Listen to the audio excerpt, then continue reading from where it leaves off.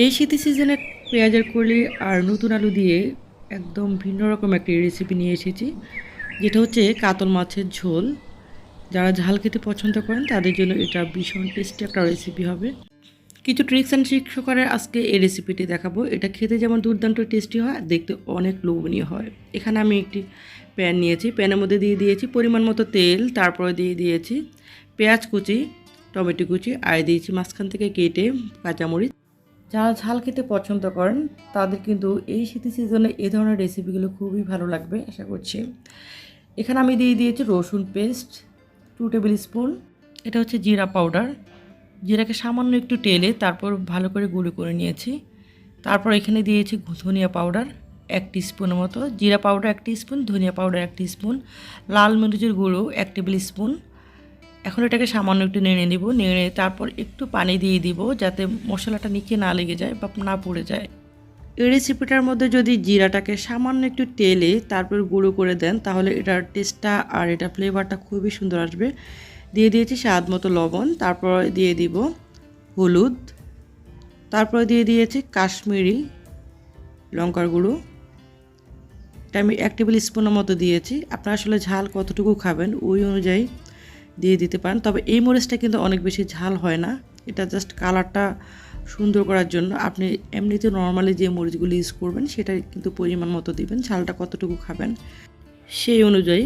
তো আসলে কাশ্মীরি লঙ্কার গুঁড়োটা আসলে মানে এটা কালারটা কিন্তু আপনি যে কোনো রান্নার বা যে কোনো ফ্রাইস যদি কালার সুন্দর করতে চান তাহলে এটা ইউজ করতে পারেন।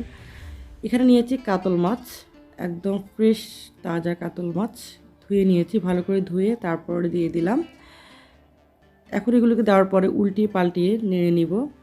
তাজা মাছ কিনা মানে তাজা একদম ফ্রেশ মাছ কিনা সেটার উপর মাছের টেস্টটা অনেকটা ডিপেন্ড করে।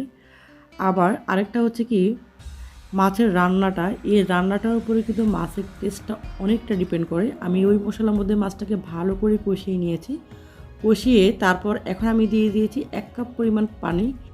যে মশলার মধ্যে মাছটা দিয়েছি এই মশলাটার মধ্যে যদি মাছটাকে ভালো করে কষানো হয় তাহলে কিন্তু মাছটা মধ্যে যে মশলাটা এটা কিন্তু খুব সুন্দরভাবে ঢুকে, একদম লবণ তেল ঝাল সব কিছু একদম পারফেক্টলি খুব সুন্দরভাবে ঢুকে।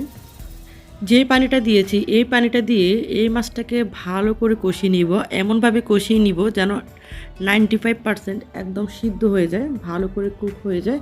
তাহলে কী হবে, এই মাছটা খেতে কিন্তু ভীষণ টেস্টি হবে। যদি মাছের সাইজটা একটু মোটা হয় তাও কিন্তু মশলাগুলো খুব সুন্দরভাবে ঢুকবে। এখন মাছগুলোকে আমি উঠিয়ে নিলাম, তারপর এখানে কিছু আলু নিয়েছি, আলুগুলোকে, এটা কিন্তু নতুন আলু, নতুন আলু দিয়ে করলে এটা কিন্তু ভীষণ টেস্টি হয়। আলুগুলোকে আমি কিন্তু এভাবে করে স্লাইস করে নিয়েছি, আপনারা আপনি ইচ্ছে অনুযায়ী স্লাইস করে নিতে পারেন। এখন আলুগুলোকে এই মশলার মধ্যে ভালো করে কষিয়ে নিব, কষিয়ে তারপর এখানে দিয়ে দিয়েছি 1 কাপ পানি, 1 কাপ পানি দিয়ে এটাকে সম্পূর্ণ সিদ্ধ করে নিব। নিয়ে তারপর এখানে নিয়েছি কিছুটা পরিমাণ পেঁয়াজ কলি, এই পেঁয়াজ কলিটাকে দিয়ে তারপর একটু কষিয়ে নিব। পেঁয়াজ কলিটা হতে কিন্তু বেশি সময় লাগে না, খুব স্বল্প সময়ের মধ্যে হয়ে যায়। আমি এটাকে এমনভাবে কুক করব যেন ওটা অনেক বেশি সিদ্ধ না হয়ে যায়, বেশি সিদ্ধ হয়ে গেলে কিন্তু এটা কিন্তু কালারটা ঠিক থাকবে না। কিছুটা টাইম এটাকে কুক করে তারপর এখন আমি ফিশটাকে দিয়ে দিলাম, ফিশটাকে দিয়ে এটাকে আমি কিছুটা টাইম আবার কুক করে নিব। তো মাঝখানে ছোট্ট একটি রিকোয়েস্ট করছি, যারা আমার শুভাকাঙ্ক্ষী আছেন, যারা আমার ভিডিওটি নতুন দেখছেন অথবা আমার চ্যানেলটি নতুন দেখছেন, চ্যানেলটি সাবস্ক্রাইব করার অনুরোধ রইল, আর পাশে থাকা নোটিফিকেশন বেল আইকনটি অল করে দিবেন। এতে করে কী হবে, আমি যখন ইউটিউবে নতুন কোনো ভিডিও আপলোড দিব আপনি ইউটিউবে সর্বপ্রথম নোটিফিকেশান আকারে পেয়ে যাবেন। অনেক আপু ভাইয়ারা আছেন যারা আমার হাতের এই ধরনের মাছ ভুনা বা মাছের ঝোলের রেসিপিগুলো ভীষণ পছন্দ করেন। তো আপনারা কিন্তু চাইলে আমার চ্যানেলটিতে ঘুরে আসতে পারেন, এই ধরনের অনেক ধরনের রেসিপি কিন্তু আমার চ্যানেলে দেওয়া আছে, চাইলে কিন্তু ঘুরে আসতে পারেন। আশা করছি একটু হলেও ভালো লাগবে। এখন রান্নাটি প্রায় কিন্তু শেষ পর্যায়ের দিকে, এখন আমি কিছু দিয়ে দেব ধনে পাতা কুচি। ধনে পাতা কুচিটা দিলে কিন্তু ফ্লেভারটা খুবই সুন্দর আসবে আর খেতে তো ভীষণ ভালো লাগবে। একটা আপু জিজ্ঞেস করেছিলেন যে ইউটিউবের জন্য কতটা টাইম ওয়াচ টাইম লাগবে। তো এটা হচ্ছে ইউটিউবের জন্য হচ্ছে 4000 ঘন্টা। তো 4000 ঘন্টা হলে আপনি কিন্তু আপনার চ্যানেলটাকে মনিটাইজ করতে পারবেন।